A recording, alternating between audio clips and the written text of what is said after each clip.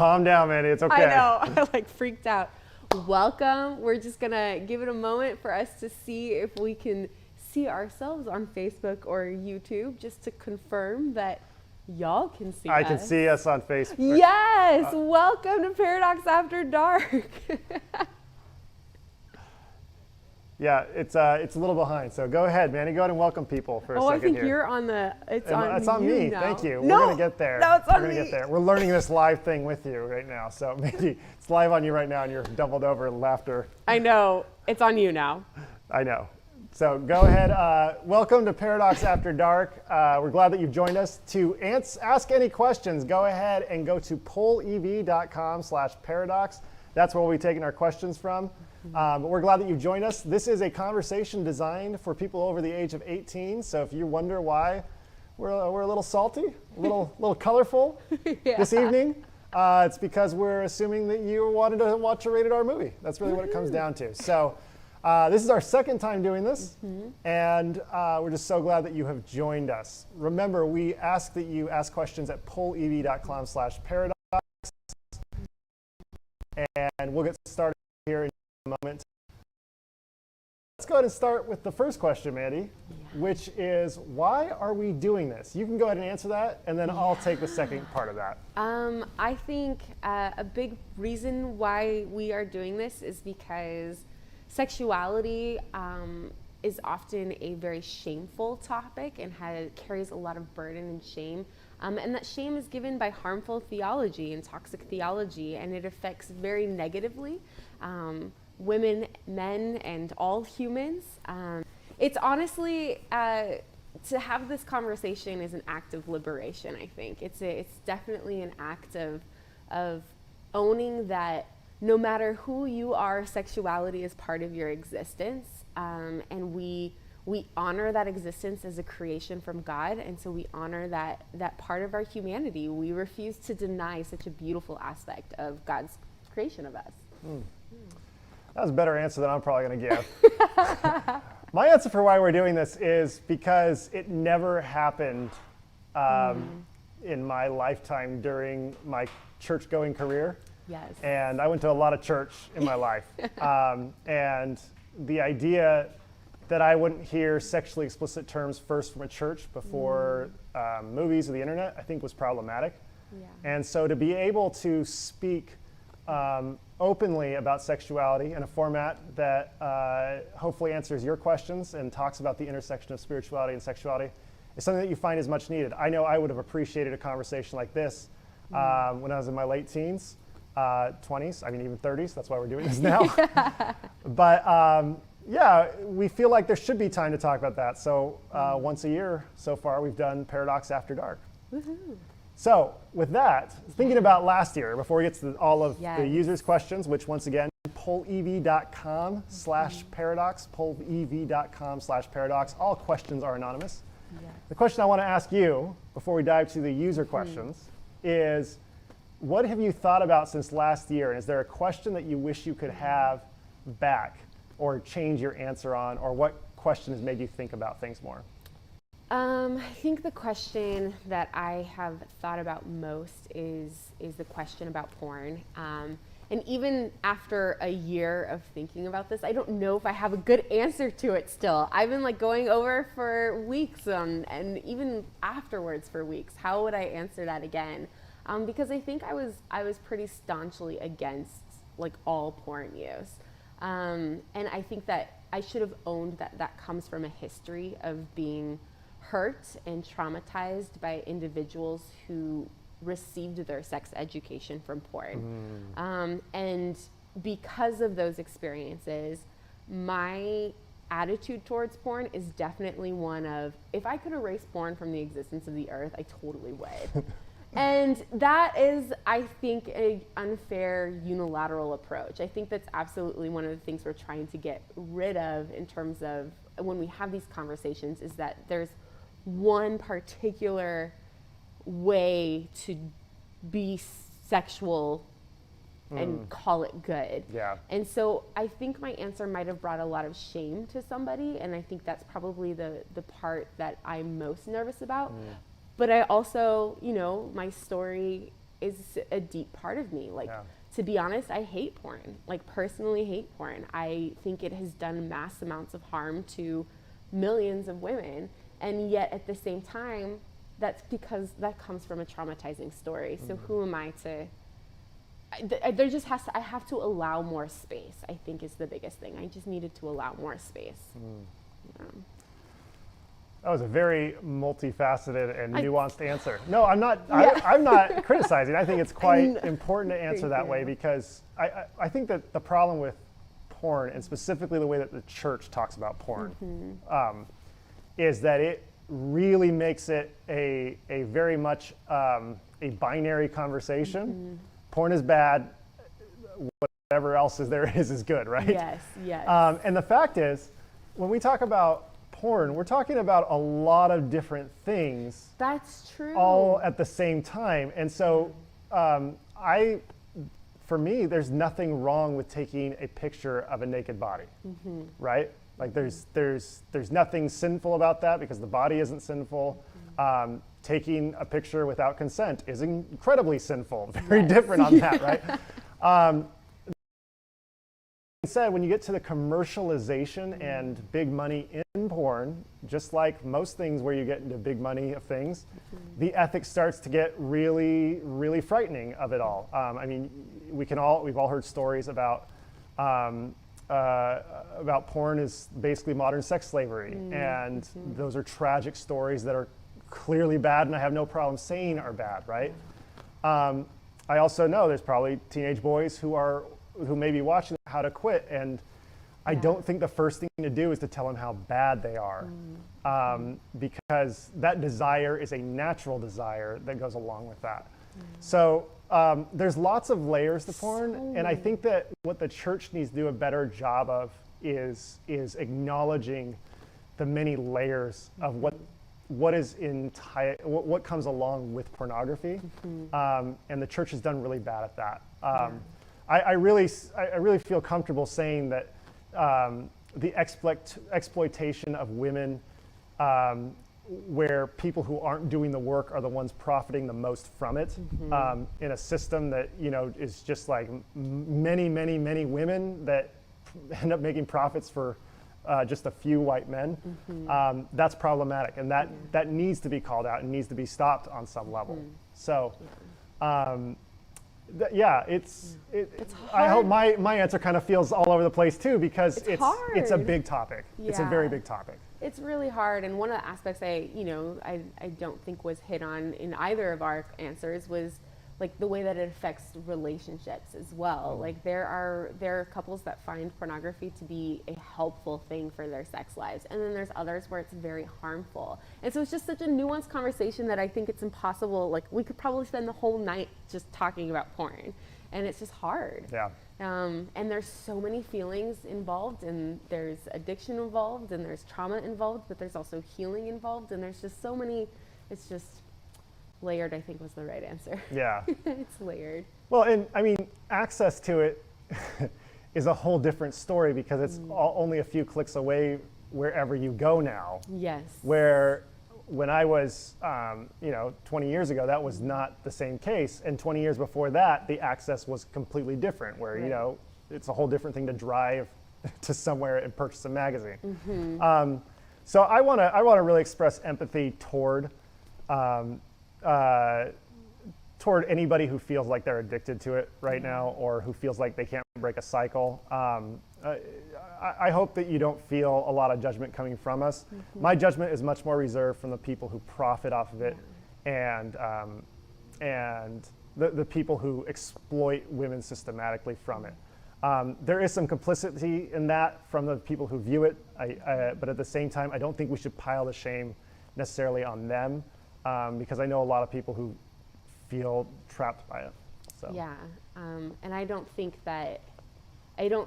healing comes from shame. It comes from the burden of shame, and I think that's a really important thing to remember is that, like, I don't know. I guess that's the sentence right there. Like, healing doesn't come from shame.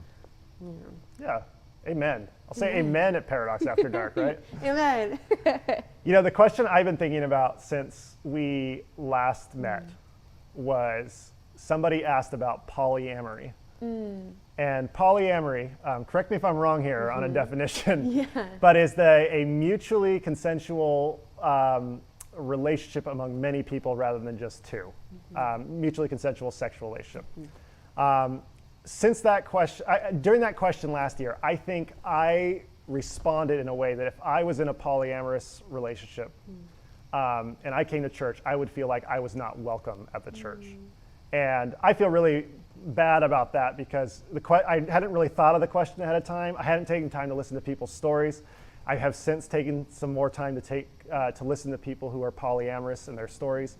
And I just hope that if anybody is in a polyamorous community or relationship, that they know that they are welcome at Paradox, and we are glad that they're here. You're welcome to serve in leadership.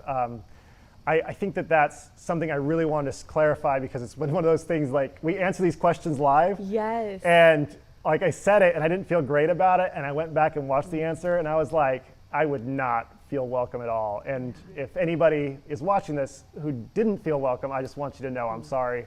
That was not my intent, and you are very welcome here at Paradox. Yes, I love that. That's beautifully said. Well, it's just been eating away at me for a year.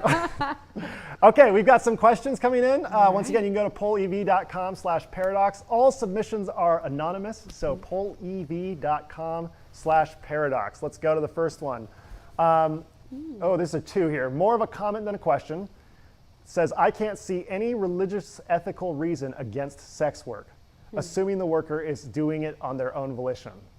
Someone else asked, how can we support sex workers? Ooh, this is so good. I have so many thoughts.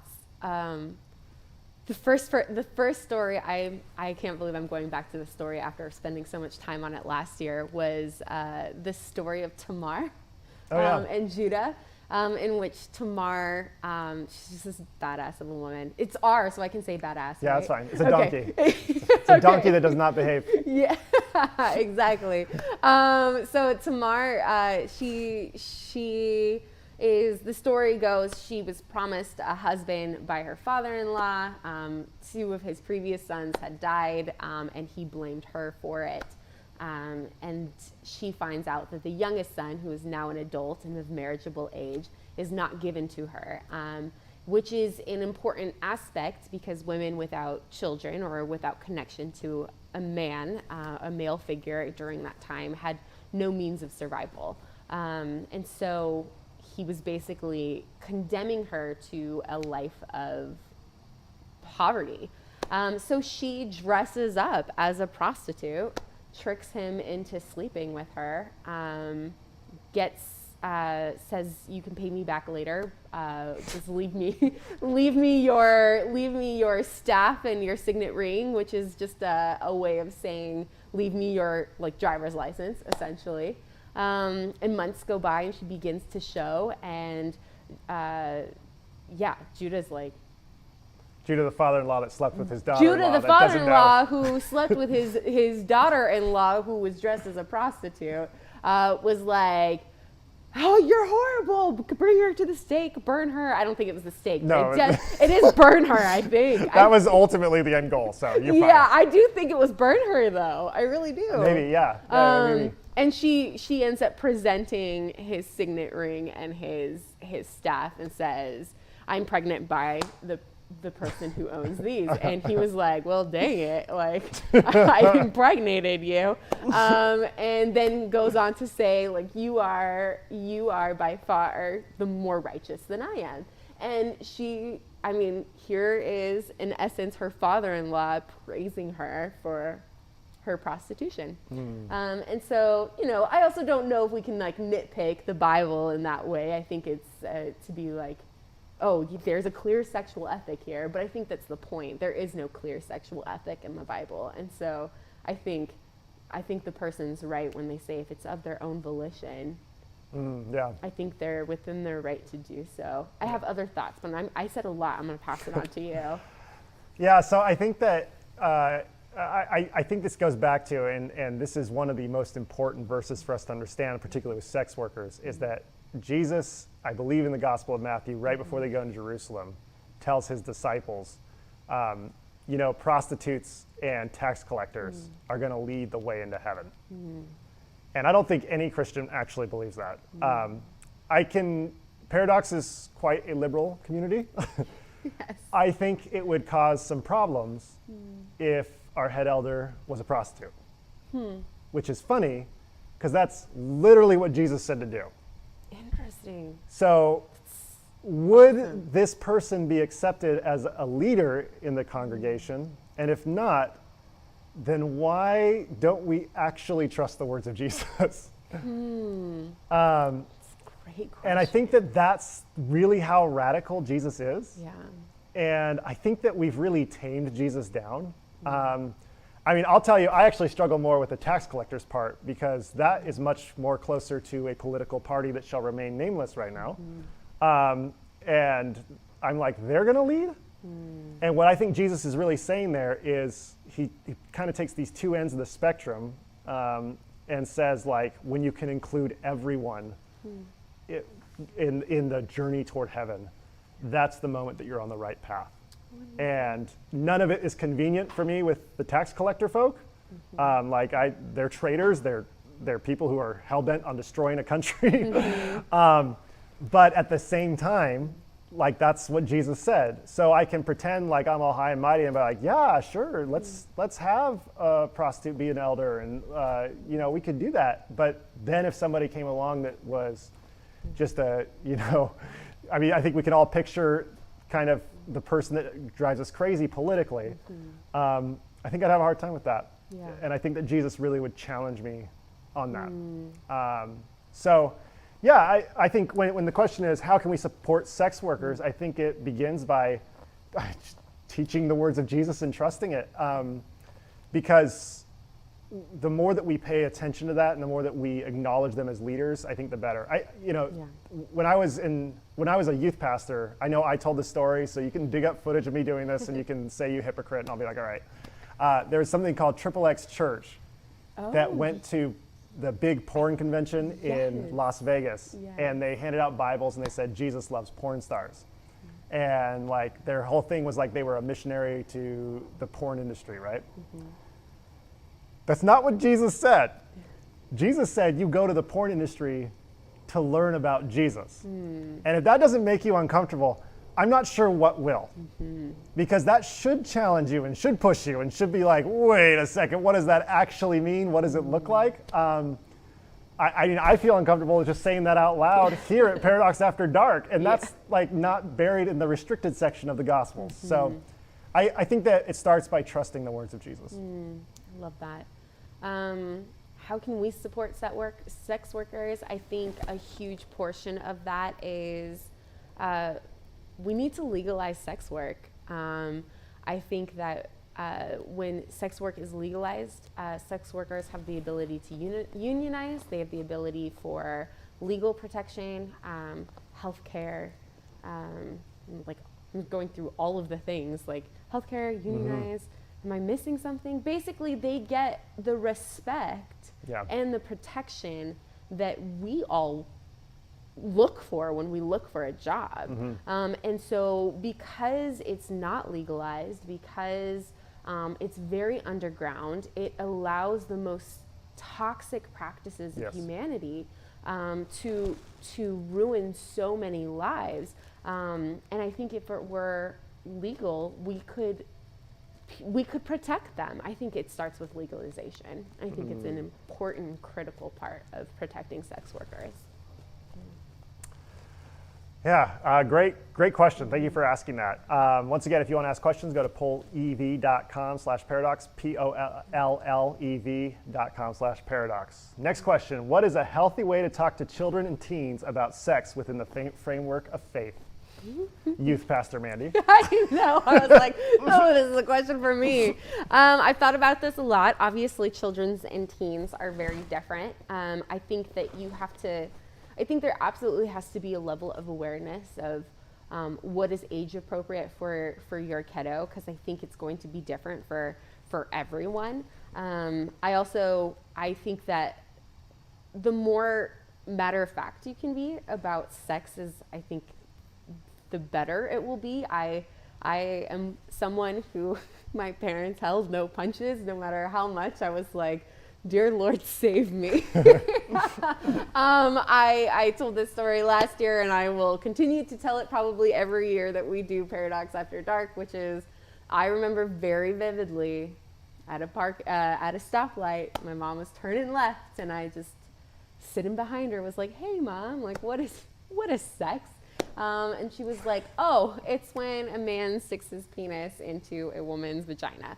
Of course, that is a very heterosexual understanding of sex, but at the moment, like, I mean, my response as an 8-year-old was, ew, you know, and it was, but it got, you know, it started the conversation. She had up until that part been, you know, named our body parts like with the anatomically correct names, and so, you know, I understood what that meant. And so I think, you know, there's an aspect of that being as matter of fact as you can. I also think that it gets a little bit more nuanced and complicated as they get older, because there's no denying that hormones rage when you're a teenager. And I think if more parents were able to address that, I think it's important. I think, and to talk about it openly, no matter how uncomfortable it is, it's important. I learned earlier than I anticipated that a woman orgasms very differently than a man, because after what was it, the movie where they both die together in the end, Romeo and Juliet? No. Spoiler alert. I know. The Notebook.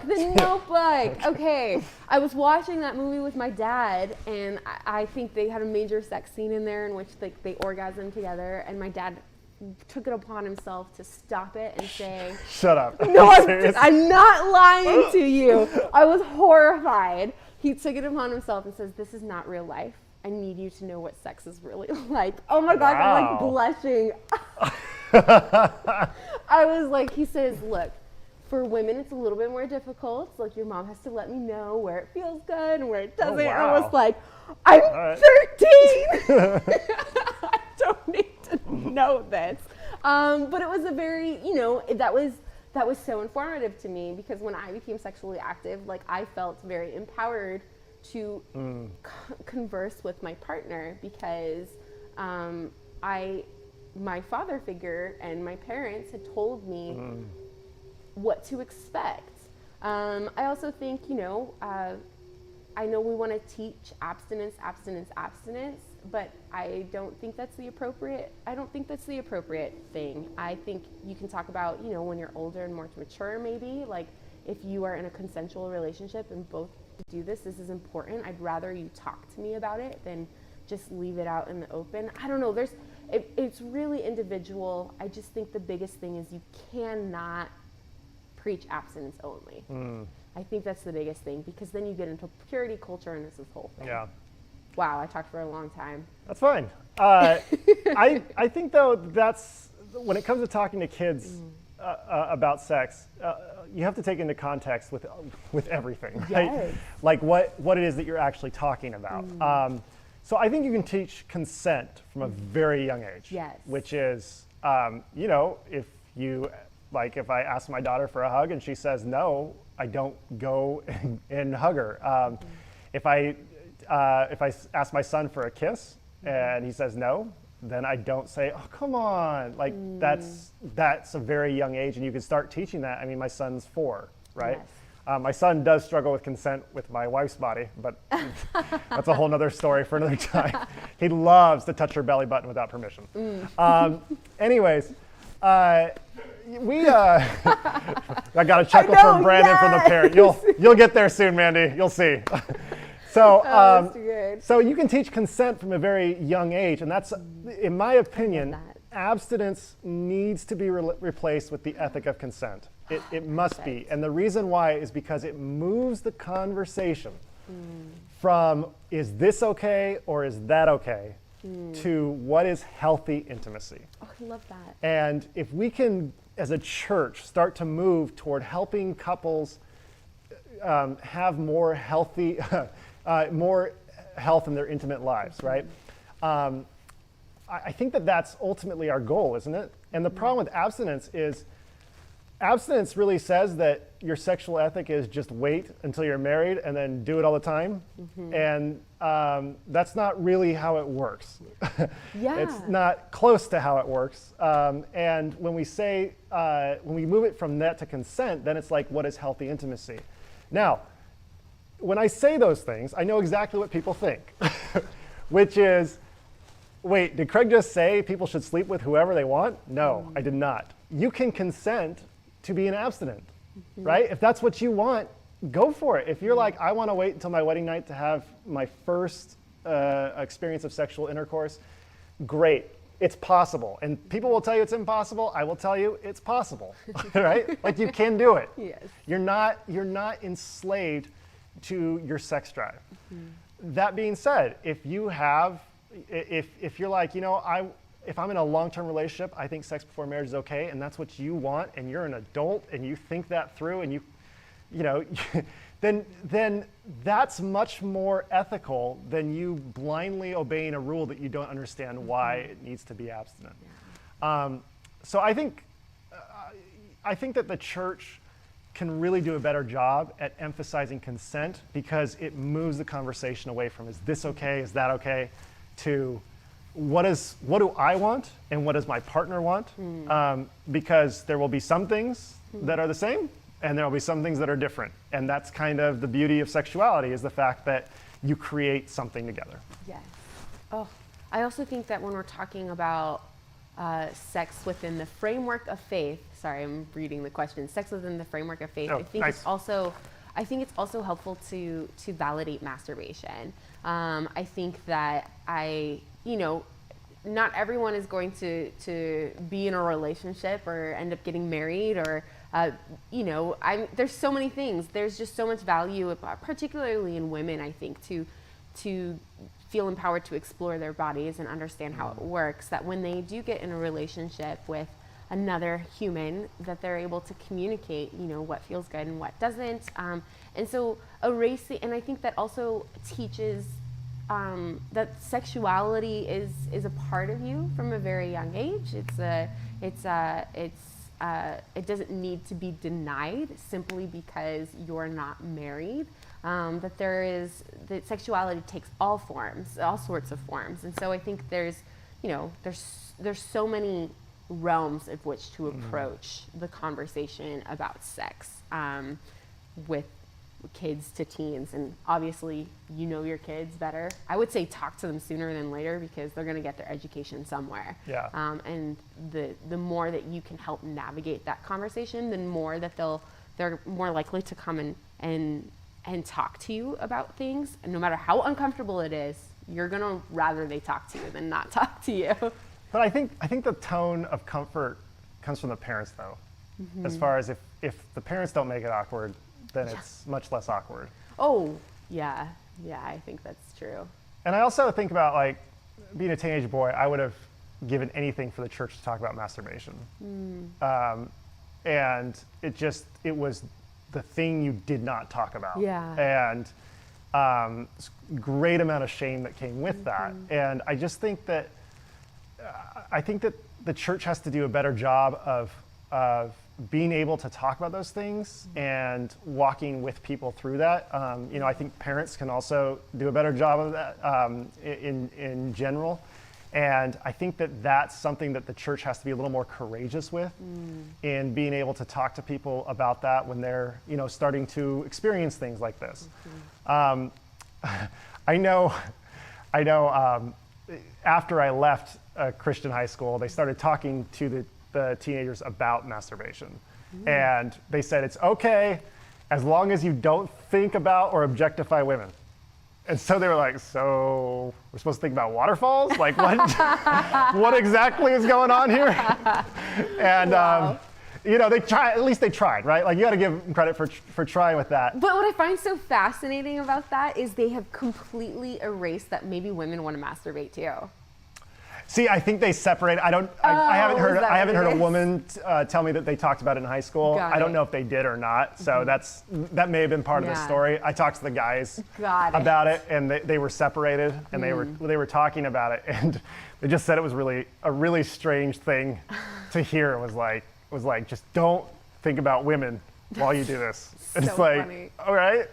Yeah, I had a religion teacher talk about it in class once, and it was very much that same line. Like, at first he started, "No, you can't do it," and then somebody was like, "That's not healthy," and I was like very impressed with my classmate who was Wow. like, "Yeah," I was like very impressed with him. Who was like, "Nope." I was like, I don't know, like 15, like in the back of the, like, I was a young person, one of the younger person in the class, just like, I don't know what's happening, because we weren't allowed to talk about this, and all of a sudden it was there, you know, and but he really pushed back, and I remember his arguments were so good for why masturbation is such a good thing that I remember thinking, this religion teacher is a joke. The classmate did? The classmate owned the teacher? Yeah, Oh, no. totally owned the teacher, and I was like, it was.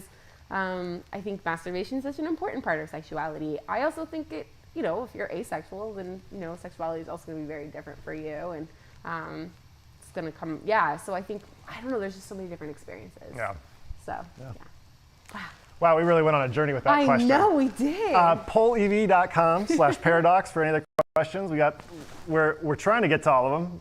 We've got a lot coming in. Thanks for asking questions. Let's see here. Let's go with, why is monogamy presented as the only option default for marriages in the contemporary Christian church? Why? Yes. Do you know the history? You know, it's really murky. I'm talking a little bit about it tomorrow. Stay tuned. I know, stay tuned.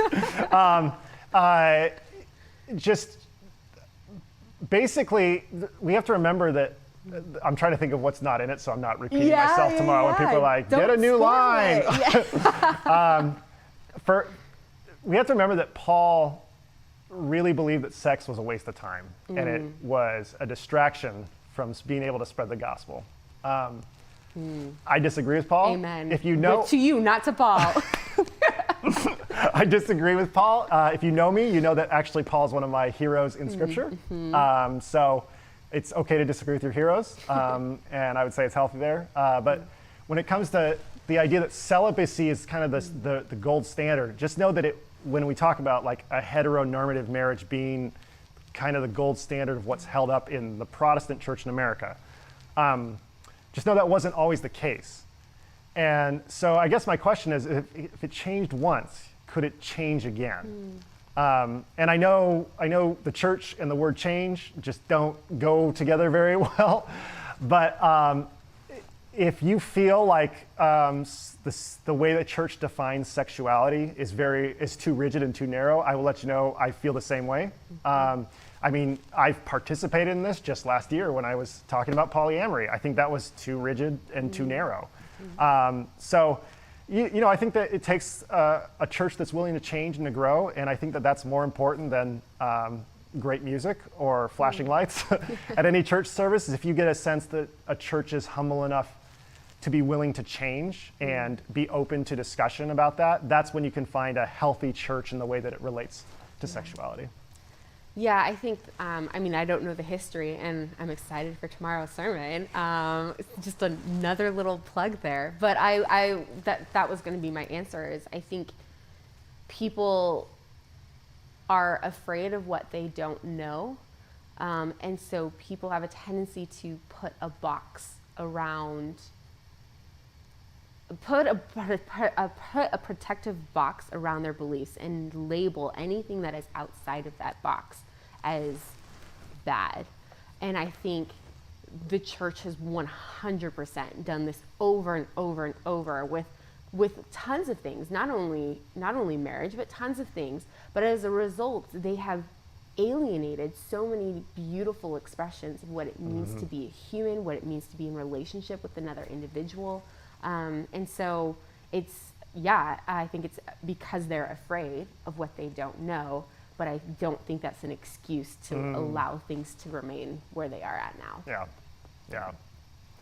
Great answer. Thank you. I think this question relates to your earlier comment, Oh. your aside from when you talked to your mom at the traffic light and you said that sex is bigger. Because somebody said, what is sex and is it good? Oh, okay. Do you want me to go first on that one or you want to go first?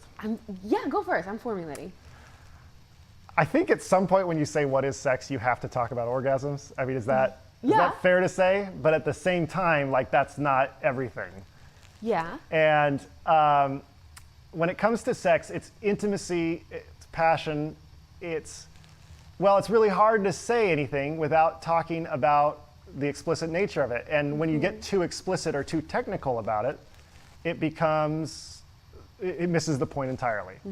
And so this is why I think the poetry of Song of Solomon is absolutely the best, Yes. where it talks about all sorts of different things about, animals and gardens and all, and honey and different ways to experience all this stuff. And she's describing very explicit acts when she writes this book, but ultimately it captures the essence of what sex is. And yes, there are mutual orgasms between the two. There is love, there's passion, and my favorite verse in all of Song of Solomon is after there's this passionate encounter between these two lovers, there's the narrator that steps aside and says, eat, friends, drink, and be drunk with love. And I just love that verse because I think religion's default tendency or mode is always to be modest, to be reserved. And that verse is so explicitly, be drunk with love, like enjoy this in excess. Yes. And it's just a very moving passage to me. And I think that they describe what sex is better than I ever could. Is it good? Yes. Yes, it is. Yes, it is. Yes, it is. I think that's so well said. The only thing I would push back on is I don't think sex needs to result in orgasms. And I think the only reason I say that is because for women, it's way more difficult. I have often said, if I was a guy for a day, I would love to just masturbate just because I would love to know how easy it is to just orgasm. I would love that. But I also, yeah, like I know for me and for many women, if you have that pressure of it's only sex is the orgasm, it suddenly becomes a pressure-filled experience versus something where it can be a very beautiful experience if you let go of the end goal being orgasm. Rather, the goal is connection, and if an orgasm results from that, then that is even more beautiful and filled with ecstasy. So I feel like it's a both and. Maybe? That's a good way to say it. Yeah. My problem is I've talked to guys, and there's some guys that just don't care, and it's awful. And you're absolutely right in saying that, and I've been corrected as much as it's like, I think the guys need to focus more on pleasure, a woman's pleasure as well. Yes. There was that, oh man, I don't want to misspeak on the wrong person now. There's a famous musician who proudly pronounced that he didn't go down on his ladies. And sounds familiar. I think I know the name, but like I said, I don't want to misspeak. And this guy's like, hey, because he's totally watching. But he's like, I don't go down on ladies, but I expect them to go down on me. And that is problematic. Is not a relationship of respect or consent. No. It is a relationship of power. Yeah. And that's not necessarily speaking about orgasms, so you're absolutely right to call me out on that. So maybe I should say it's a woman's, like it should be the woman's choice of whether or not like that's a good one. you like she reaches orgasm or not, because I think there obviously have to be some days where like a woman's like, I think it's not gonna happen today, and that's fine because this is a beautiful experience. Or other times where it's like, no, we can do it. Like I'm loving this, and I'm loving being with you, and yes, like something like that. So I think maybe the choice of whether or not to reach climax should lie with the woman. Yeah. It shouldn't be the man's like, oh, it's too hard today. I would like, I appreciate you calling me out on that. I think I would change it to mutual pleasure. Perfect. Yes, you're absolutely right. Yeah, perfect. So, I love that. I rescind my previous answer. Yes, and I also agree, sex is good. Yeah. Amen. Let's see what else we got here. If you have any other questions, pollev.com/paradox. What would you say is healthy sexuality, and what is not healthy sexuality? I think healthy sexuality looks like self-awareness, and being aware of your sexual needs and your sexual desires. And so I think there's an element of self-awareness. I think healthy sexuality in relationship with a partner or partners is consensual, and one that brings joy. I think when sexuality becomes unhealthy is when it becomes an obsession, or an addiction, or something that's filled with shame. And so I say that that in my mind is when I'm thinking of purity culture when I say that, right? And too often teens, women and boys, are shamed for being sexual in their teen years, and to feel shame for your sexuality is not healthy. To feel shame if you are having sex outside of marriage is not a healthy expression of sexuality, because if it's consensual, you should feel empowered to have to have sex and engage in beautiful acts with another person. If you are feeling guilty because you're no longer a virgin after you get married, that's not healthy sexuality. So I think there's a level of you're aware of it a healthy amount, and you're able to own it and feel comfortable. Yeah, that's really well said. I would just also add, like, I think healthy sexuality is being able to own what you want. Ooh. And also to hear and adapt to, or hear and accept what your partner wants. That's what I'm looking for, accept. Because when you, you're expressing your desire, you're expressing your desire for what you want to see in the world. And this is part of sexuality and also part of life and also a relationship. Like if you say, I want to do this, I want to go this way, I want to eat at this restaurant. I think all of those are connected to healthy sexuality because it's honest communication. And whenever you own it, you say, I want to do this, then you take a little bit of risk. Like, how many of you said, I want to see this movie, and you take your partner to the movie and it's awful, and you're just sitting there the whole time like, why did I drag this person to it? It's because you've expressed the desire, your partner has trusted you, and you let your partner down, and it's okay. For sure. And you just say like, oh, I'm so sorry, it was so bad, but they'll be, it's fine, they didn't think much of it, right? Yeah. But I think really healthy sexuality is you owning what you want and being comfortable in saying what you want. I love that. And you may not always get what you want, but it's much more owning that. And then also being willing to hear what your partner wants, accept it, and create something with your partner. I love that. That's well said. Well, I've got to make up for that other answer that I was correct on. You were correct on calling me out on. I think we all know sex can be damaging and cause trauma, whether it's obvious through assault, lack of consent, or more nuanced through purity culture. How would you advise someone to form their own sexual ethic given the real risk of hurting others and yourself? How would you advise someone to form their own sexual ethic? Given the real risk of hurting others and themselves. I think it starts with, so owning what you want, I think is important. But I also think knowing your boundaries is equally important. Knowing where your line is, and then having a plan of action to allow yourself space to get out of that, which is not always possible.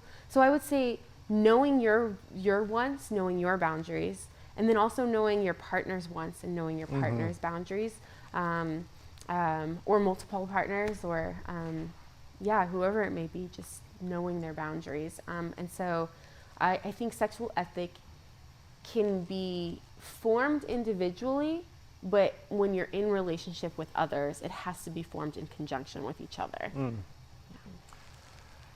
Yeah. I would add to that that there's so much power in yes and there's so much power in no. And I think that what most people don't understand about consent, and I didn't learn until I was reading books when I was like 25 or 6, is that consent can be withdrawn anytime. Oh, yes. And you can be in the middle of having sex, and if you start to say, no, I don't want this, then consent is withdrawn, and there's no more, like, it's from that point forward, if the partner keeps going, it's assault. And I think it's okay, and I think we need to understand it's okay that if you try something once and you don't like it, it's okay to say no. And it may be hurtful for your partner to hear no. It may cause complications, but there's power in no and there's power in yes. And so when it comes to the ethic of what you want, your sexuality is yours. It's your gift given to you by God. It's not a curse. It's a gift to be enjoyed, and just like all gifts to be enjoyed, it can cause pain, it can cause trauma. I often talk about food, and food is is obviously, you can experience really, really delicious food and a great meal, but if you aren't careful with the food that you eat, it can really hurt yourself really quickly. In the same way, I think that sex is a gift. And so trust the power of yes into what you want and what you want to do. And if that's one partner for all of life, go for it. If it's whatever it is that you want to do, you get to decide this for yourself. I think that the patriarchy loves to make men believe they own their daughter's sexuality. They don't. When it comes to, if you've heard of, like, what are they, purity dances or whatever? Oh my God. Where the dad like dances with the daughter and then gives her a ring to promise that she'll be pure until marriage. She promises her purity to him until, yes. Does this still happen? I think in the South it does. Okay, well, we'll work on that. I know. And are you done? I'm so sorry. Yeah. Okay. In purity culture has done a number, I think, on so many of us. And so there are actually a number of accounts on Instagram, if you're on Instagram, that I highly recommend following. And I'm going to say it real slowly, just on the off chance, like, y'all have a pen, So the first one is Talk Purity to Me. At Talk Purity to Me. She's brilliant. Her entire thing is unraveling purity culture and its harmful effects. The other one is at jesus.science.memes, which is also a brilliant account. She talks a lot about deconstructing faith. God is Gray. I don't know if she's on Instagram, but she is on YouTube. Talks about purity culture. I didn't come up with this name. This is the name. The name is at I Grew a Dick So I Can Speak. What? Yes, yes, that's what it is. Okay. But he's also. I knew it. Okay, got me to blush finally. We've been going this whole time. I've been doing pretty well. That one got me. Yes. I grew a dick so I can speak. That is, rated R. I'm just going to throw it at you. That's fine. It's fine. But he also does some great things. And then at Joe Lumen, she's brilliant. Maybe I'll add it in the comments of this video afterwards. I just think they're phenomenal. They do an amazing job of deconstructing purity culture, its harms, and rebuilding what a potential healthy sexual ethic looks like. And it's going to be different for a lot of people what those boundaries and what those yeses and nos are. But I think being able to hear how other people have deconstructed and then created sexual ethics from their deconstruction, I think it can be really helpful and healing. Yeah, that purity culture. Well, sorry. So you got me. I'll be more mature next time. No, you're totally fine. I set it up so that that was quite the Instagram name. That's for sure. Yeah.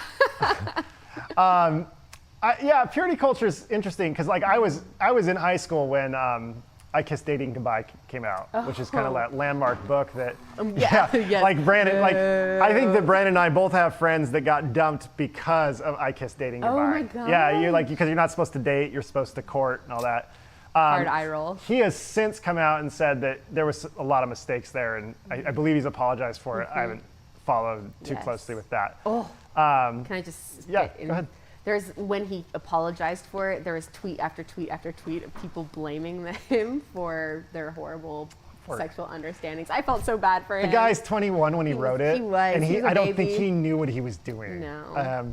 If he was 20, it was If he was damaging. my age, I I've feel like got to I validate the damage. The Yeah. damage was really bad. Yeah. So there, I don't want to minimize that. It's just a bad situation, and he definitely did it. He's definitely an adult when he did it, so he's definitely to blame for it. I think he passed along a message that was handed to him, and now he's questioning it. Yes. But I just really want to empathize with anybody who's been hurt by purity culture, because it has unequivocally hurt more women than men Yes. with this whole thing, even though everybody claims that it's the same for both. Yes, well said. Hate purity culture. You hate purity I culture. do. It's good I can times. go all day about it. Yeah, no. Okay, a high percentage. We have the poll back active now, so if anybody wants to ask questions, it shut down for a second, but we're back. pollev.com/paradox. We'll probably go for like 10 more minutes, maybe. Sound good? Whenever. Yeah. Sure, 10, 15 minutes, somewhere in there, 5, whatever. A high percentage of my friends have endured sexually inappropriate comments, harassment, or assault from church members or leaders as girls or teens. Why is this so prevalent in Christianity, and how can we change that culture? It's purity culture. Guys, it is. The way you said it was funny. You were like, well, I just spent the time talking to you. You're right. That's why I laughed, Yeah. not because it's purity culture. No, I got you. Yeah, I mean, oh man, absolutely purity culture, because if a woman breathes, oh my gosh, you have tempted the men in your life, and therefore invite these comments. And then on top of that, like the question was specifically from leaders, right? About leaders. Traditional church structure. He sets it up. I don't know why. I know. Going. What? I'm so curious where you think I'm gonna go. I'm laughing because it's so bad. It's so and I'm not bad. the one suffering from it. I'm the one who hears all the side comments from other pastors. And like that's this big compared to what you've gone through in the church. And I'm laughing because you took that deep breath, and it's like, let's jump do off the it. cliff. Yes. And I hope that people, like when people say that stuff like, sexism isn't real, or women have it better than men right now, it's like, well, in my job, they clearly don't. They're like, well, what do you do? I'm like, I'm a pastor. And they say, well, that's an exceptional kind of ministry. I was like, no, that's everywhere. And Yes. the church is just as bad as everywhere else. Okay. Yes. I've cut you off. I have been sexually harassed by church members, church leaders at every job that I have ever had. Oh, except for this one. Oh my gosh, except for this one. Not Paradox. Wow. That would have been horrible. But I want people to know that we're not above that. And Yes, we've had to that's deal with true. that. And we want you to know, if you ever have had this experience, Yes. that you can come forward if you want. And Yeah. you can share that, because we take it very seriously. So we don't think we're above it. Yes. Thank you. That was, I think I needed to hear that. Wow. I mean, not like I doubted it, but I don't think I've ever had a job tell me that. Well, there's like this implicit pressure to save the reputation of the church. Yeah. And I just don't care. Yeah. Well, great. I care much. When this has happened before, we've gotten the elder board involved. Like this is, and it's not to like say, like we keep names anonymous if requested. We try to do our best to protect the survivors and the people expressing complaints, because we have dealt with it. And we are not above it. And it's not really important for us to pat ourselves on the back and say, we're good at this. We're interested in preventing harassment and assault. So that's what matters to us at this church. Oh, I love that so much. Yeah, so I have a couple ideas. I hope this isn't too long of an answer. The first one is, this comment about someone, most of her women friends, or I assume this is a woman, most of the women friends and women that she knows have had inappropriate comments made to them by church members or church leaders. I totally understand that. I stopped wearing dresses up front because I would have a church member that would come up to me afterwards and be like, the message was real good and the person speaking it was even better. Oh no. Oh, bleh. Oh no. I know, like, okay, this is highly inappropriate and not okay, and I don't feel safe anymore. And just sleazy comments like that. And so it's unfortunate because purity culture really does lend itself to, if a woman is considered beautiful by a man, then she has brought it on herself, and that's deeply, deeply, deeply problematic. But I think the church leaders aspect of it is an incredibly important thing to bring up, because traditionally the church has set it up so that church leaders are above reproach. And because of that, they expect you to respect them. They expect you to trust them. And if you don't, then there's not something wrong with them, there's something wrong with you. You are doubting the chosen. You are doubting the person in leadership. And you are thereby showing lack of faith. And so it becomes this bubble around leaders in which they can do no wrong and feel so safe in that bubble that they end up causing immense harm and doing things that they shouldn't be doing. Mosaic Church, sorry to put them on blast, but was a perfect example of this. There was a story that came out of a young woman who was very much abused by a pastor there. And they came out and said, very explicitly, well, this was shared on social media, and so therefore it's untrustworthy, and this is the last time we're ever going to talk about it, and that's that. God is Gray, I mentioned that before, does an incredible YouTube video about their response and talks about why it's harmful and what they should have done before, because the story was she had tried to approach the church, but they just tried to be like, oh, we're going to heal you, but we're not going to do anything about this other person. And that's problematic. That's incredibly problematic. And so churches need to set it up so that pastors earn trust and earn respect.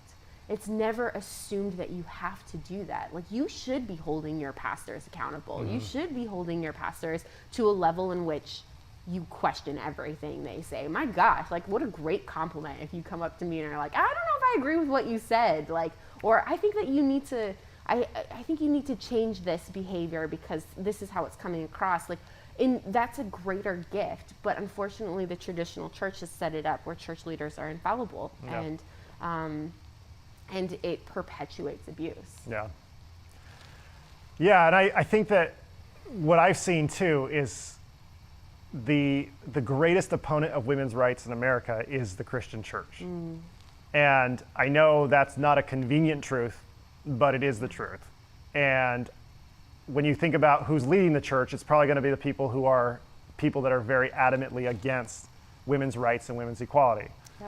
And so I'm very sorry for your friends that have experienced this. It sounds like you may have experienced this too. Who asked the question? I'm not. I could look at it again, but I'm sorry that that's happened, because I'm not trying to justify it by any means. As much as I'm saying,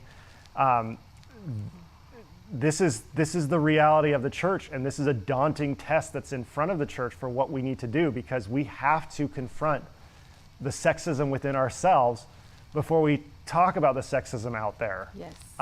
And it's an urgent matter. And when I laughed at Mandy just about to leap off and having a whole experience in the church of, just untold amounts of discrimination and other things that she's gone through. You just see it everywhere when you work for this institution.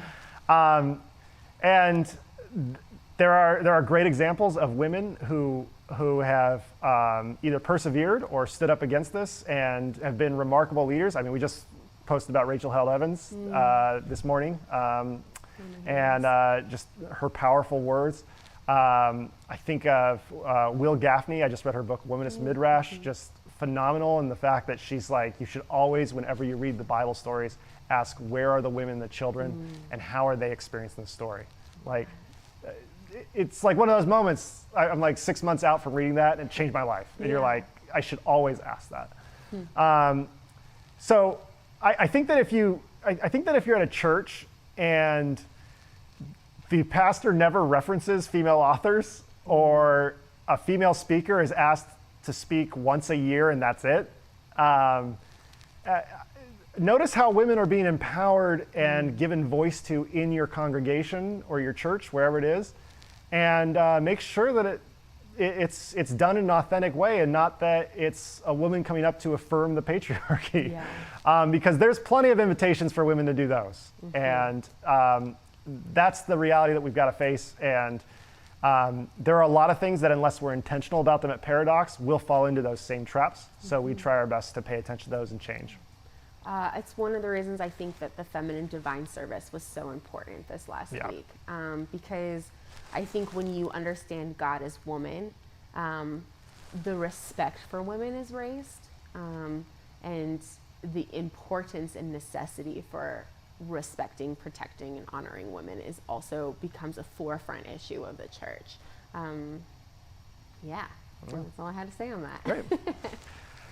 Is sex designed for pleasure, procreation, or both? Yes, and? Yes, and? Yes, and. Yes, and. Yeah. I think that what's interesting too is I've had a lot of friends go through journeys of infertility, and it has to be yes and, because sex is a very different thing for people going through that journey. I mean, you hear stories, and it's heartbreaking when you go through infertility, and it doesn't mean it's not pleasurable. It doesn't mean people who are very fertile don't procreate. It's just that sex is many things, and the more the church tries to squash it into simple, kind of easy to understand things, I think that's when the church does the worst.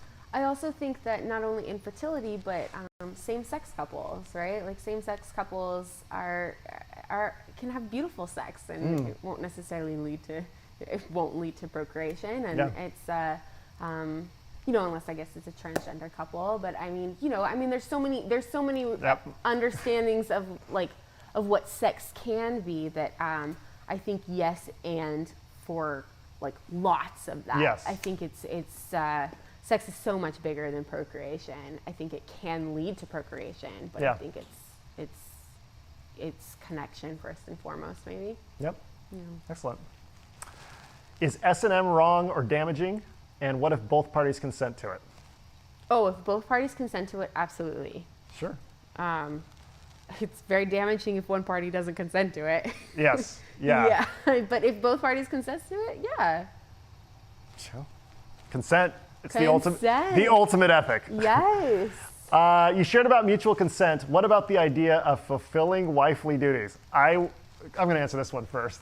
Go for it. If I ever tell Kimmy she needs to fulfill her wifely duty, I will be sleeping on the couch. And I think I deserve to be there. Yeah. So I kind of am smiling about this question. That is a quote from Paul, I believe. It is. In 1 Corinthians or Ephesians 5, one of the two. Yeah. I think he does it in both. Let's all stop quoting Paul when it comes to marriage. His design for marriage was if your husband or your wife dies, then please stay celibate because you got to focus on the gospel. Yes. That's not great. So let's just all agree that Paul has nothing to contribute to marital advice. Like, he just is really bad at it. He was most likely married because he identifies as a Pharisee, which required him to be married. He was most likely married and probably left his wife behind, or his wife died and he chose to be celibate and felt everyone should do the same. We don't know, but not a great marital counselor. Yes. So I think we can all agree to just stop listening to him. Is there anything you want to say to that? Yeah, I do. It. If this is coming from a woman who's experiencing guilt because she feels like she needs to give sex more to her husband, I think the biggest thing is to communicate with your husband. Because the truth of the matter is so many women, not all women, but many women, their sex drive is much lower than men's. And that doesn't mean it's a low libido. It just means that it's different than a man's libido. And so I think the first thing would be to don't feel guilty about the way that your body naturally reacts. And then secondly, to like communicate. I think to have the communication and to understand, you know, what both parties are hoping for and wanting for, and finding a way to navigate sex together. I think it can be a really important thing. I also think that women often take a longer time to warm up.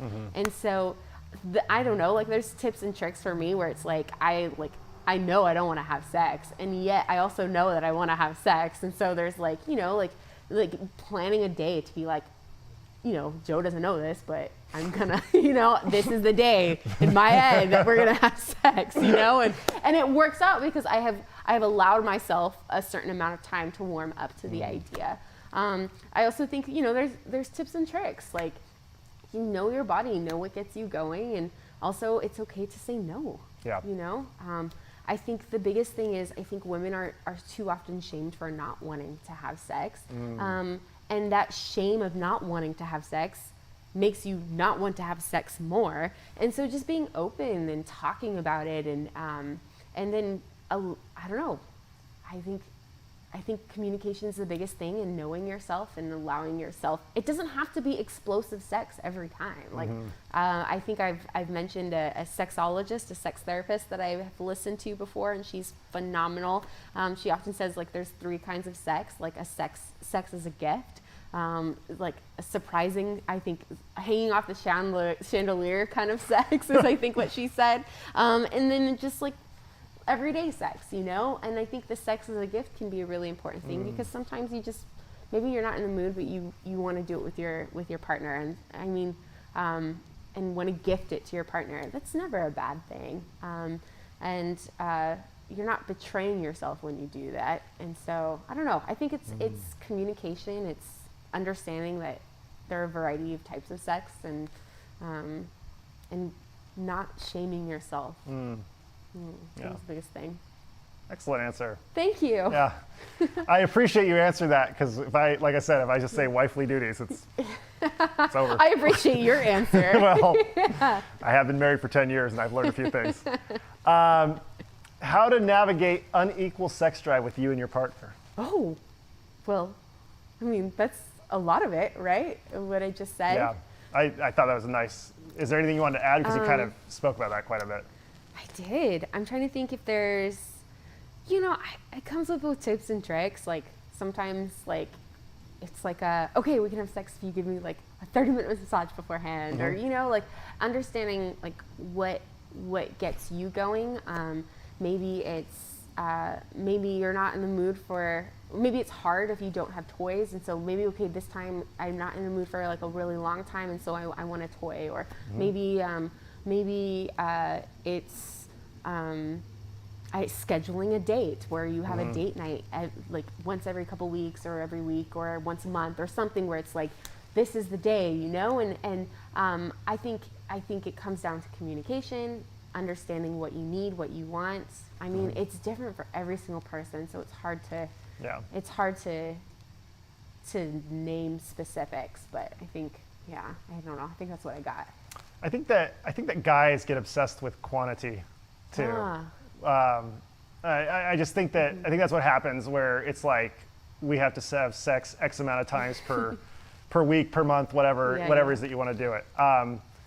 I think that when it comes to talking about the intersection of spirituality and sexuality, there is a line where it's like, are you more focused on quantity or quality? I love that. And quantity you may have unequal sex drive between partners, whether you're same-sex couple or whether you're or if you're not. Whatever it is, if you have unequal sex drives, can you move the focus away from quantity and more toward quality? And saying like, okay, you know, probably I would like it more. It's it's okay? Is there a way that we can make it so that this is more of an event or something that is just done with a little bit more intention? And I think that one thing that was one of the most helpful pieces of marital advice ever given to me back at the beginning of my marriage was just that it's okay to negotiate. Like, it's okay to say, I want this. Is there anything I can do to make this happen more? And sometimes the answer is no, and other times the answer is, well, maybe if we do more of this and this, then maybe more of that can happen. I love that. And I think that the permission to negotiate, it's not really depicted in rom-coms. No, totally It's not. not really, it doesn't really show up in a lot of the romantic stories that we see, and yet it's been, I'll just say it's been vital to Kimmy and my marriage, is, how do you negotiate when Kimmy wants a weekend with the girls, and what does that mean? Well, if she wants to do that, then I would like this. And if I want a weekend with the guys, then this is what she wants. And that's cool. that's something that we work through. So, Love that. I would focus on start focusing on quality more, and also just really focus on what it would take to negotiate, because I think that's kind of the building block of healthy marriage. Great answer. Well, thanks. We got time for one more. Okay. We keep getting answers coming in, so somebody's watching. Yeah, fantastic. This is a good one to end on. Oh, okay. Any comments or rebuttals from the viral video from last week about the pastor telling women to improve their marriages by not letting themselves go, looking nicer at home, and weight management? Gosh. Yeah, I got a response. Oh my gosh. We got another one after this. Okay, let's do it. Let's just do this one. I got a response to that guy. That guy has been employed by that church for more than 1 week. And the church will try to convince you that that guy's only been employed there 1 week. Because they'll say like, oh, we had no idea, like, who is this guy, all this stuff. This guy clearly believed this stuff with passion. And while it may not have shown up as explicitly in other sermons, it's there simmering beneath the surface. And that kind of mentality you can get away with at a church. And I think it's important for us all to know that. Yeah. Man. The first comment that came to my mind was, screw you.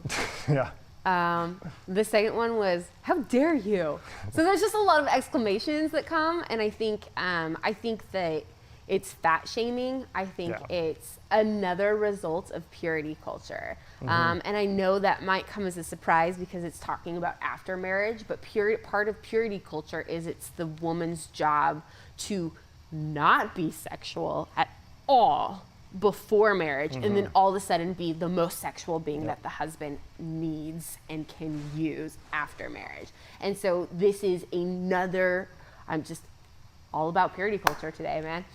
This is another harm about purity culture, and so let's just do away with it. I also think that our bodies change as we get older. Like, our bodies also change when we're in a comfortable relationship with somebody. We all of a sudden become, I don't know, like, it's just not as important. It just becomes important about the connection. And so I just think, like, he doesn't get to dictate how your relationship is between you and your partner or partners, and it's so how dare you and screw you. I think I'm gonna stick with it. Okay, last question here. This is in response, and it came up right when I was reading the other one. I was like, this is a good one. Okay. Do you think men really want sex more and women want sex less? Or do you think women have just been conditioned to feel like their pleasure isn't important, and men have been told to ask for sex instead of cuddles and other meaningful, intimate comfort?